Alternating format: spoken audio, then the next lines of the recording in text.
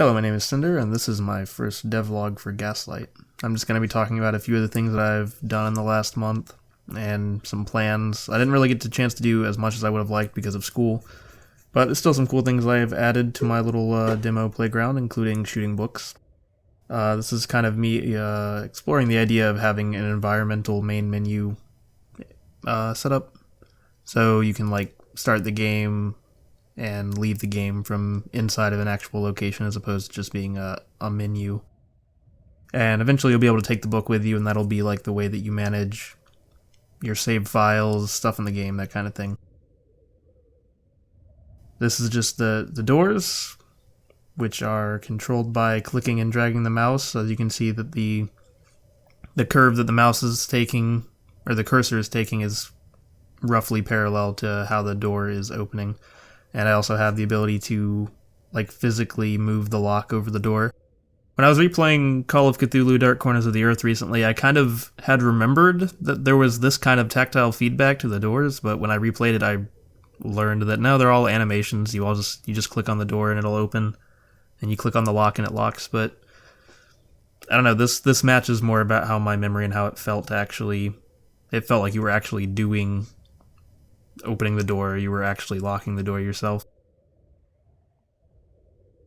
And over here is just another area. It takes about an entire day at the day-night cycle that I have. It takes the entire night time to walk over here, which is about a minute and a half, a little bit more than that, which is going to be longer than that in the game. But the whole world is about 9 square kilometers, and this shadows glitch. This is just because I was messing with the near clipping plane on my camera.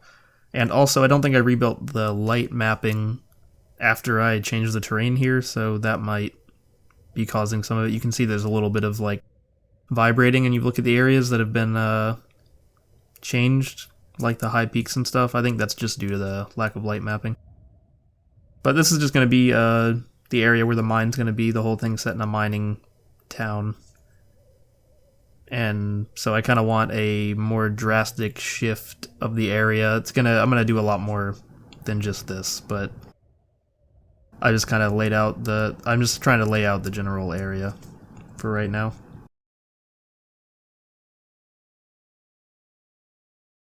Overall, I've mostly been trying to get a lot of the little stuff done that you need to have a functioning game. One thing I haven't shown yet is the menu system. And I set up saving, which right now only saves like a couple of variables. It writes it to binary, makes a file for it. It can be loaded back into the game. It doesn't really actually like change any states in the game right now, but it's all laid out to do that eventually. That's going to be an entire task on its own. The controls, it showed the controls, graphics.